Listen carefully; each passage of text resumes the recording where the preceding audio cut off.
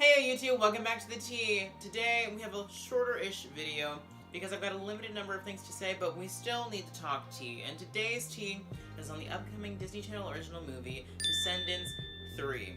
Now for those of you who don't know, I'm a huge fan of the entire Descendants series, the concept, and just the movies in general, and I've been an avid follower of it since the first Descendants dropped, and now we're coming to the finale of the trilogy, which is released August 2nd, which we just got the release date, I want to say a few days ago.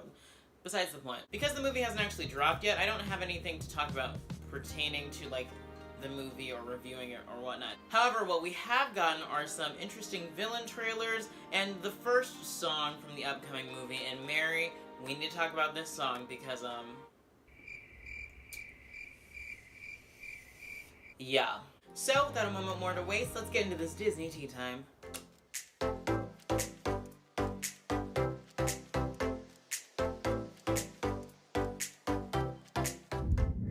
Alright, ladies and gentlemen, let's dive right into Descendants 3. So today I have two main things to talk about. First, we'll be diving into the newly released song and music video, Good to Be Bad. And then second, we'll be going into more of a speculative thing, a theory that I have, if you will. Because as with anything in the entertainment industry today, you're being finessed. Again. So let's start with this song, or I want to say the read of this song, because sweet lord, I don't know what is happening. So, for those of you who haven't heard it, Good to Be Bad is the new opening number for Descendants 3 that was just released a few days ago. The hype for it, or the promo for it, involves something called VK Day, which we're getting a few more hints into what the plot of this movie is. Oh, we gotta talk about that too, because sweet Jesus. In that Mal, Evie, Carlos, and Jay have come back to the Isle to bring 4 more villain kids to Ordon to go to school there. So I guess this whole thing of just passing it forward, giving back to where you came from, etc, etc. Okay, so the song was released not too long ago, and it is interesting. It's definitely a departure from anything Descendants has done before, in that it actually, whereas, okay. Are you always this articulate? So Disney has a thing with their Disney Channel original movies, or DCOMs. They have a specific sound to them that makes them sound like a Disney Channel original movie. It's kind of like Disney's brand since High School Musical, Camp Rock, Cheetah Girls, just every Disney Channel original movie ever. Lemonade Mouth, all of them. They all have this Disney Channel original movie sound to them. It's a thing, I swear to you.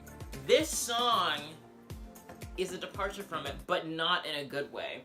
It seems like Disney is now trying too hard and trying to figure out what's hip or what's fresh, what the kids want to see these days. Because upon first listen, and within the first few seconds, we get a Belle Biv DeVoe sample. Belle Biv DeVoe, Poison? Here, listen to this. It's time to get up on your feet and dance.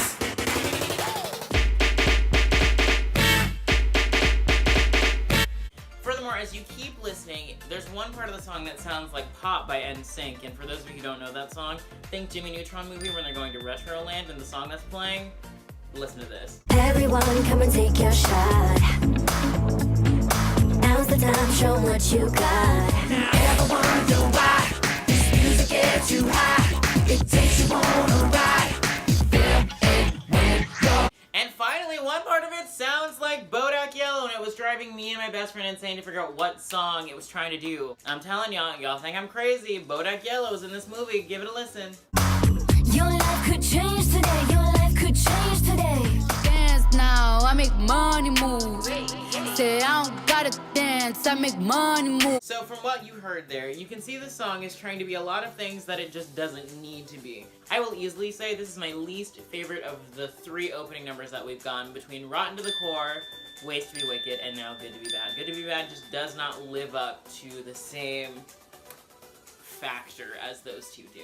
And it's simply because it's trying to give itself a time period in a land where these decades don't necessarily exist. It's going definitely for the early 90s Fresh Prince vibe, and you can argue that it's okay in 2019 to be doing that. I mean, look at Finesse with Cardi B and Bruno Mars. That song's a bop, and it takes all of its inspiration from the early 90s. And I just think it should be said, Cardi B is not the inspiration for a Disney Channel personality, and I'm gonna say it louder for the people in the back, Cardi B is not a Disney Channel personality! Basically, it just seems like they're trying too hard, and it feels like it could be better, which kind of has me worried for the rest of the music in this movie, because Descendants 2 was iconic. Their music basically blew the first one out of the water. You wanna be cool? Let me show you how. Except for the ending song, because Set It Off is that Bob. Let's set it off. Oh yeah. So I'm honestly kind of afraid to see what the rest of the music holds if this is our opener. So, we may have to revisit this. And a quick little snippet while we're on top of music. If Prince Ben doesn't have an actually decent, not totally cringy music moment in this movie, it is over for this trilogy. I am rioting.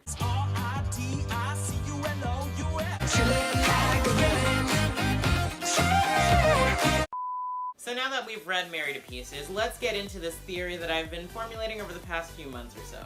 So as of late, Disney Channel is releasing all of these trailers of like, is it, in terms of, is it this villain who's really the bad guy? So we've got 3 of them. Is it Uma, is it Hades, and is it Celia? With Hades and Celia being our 2 newest villains to the Descendants family, with Hades allegedly being Mal's father, which is gonna be something in its own, and Celia being Dr. Facilia's daughter, and he's also in this movie, so I'm very interested to see what other villains just make a surprise entrance. But the thing about these trailers is the Disney with the Descendants series isn't too keen on being on the nose of who actually the villain is. Because if we remember throwback to Descendants 1, where we knew the VKs were supposed to be the villains of the story, and they ended up being like the good guys, and the good guys were total jerks to them, and in the ending it wasn't Mal who caused the one thing to happen, it was Fairy Godmother's daughter, and that plot twist happened.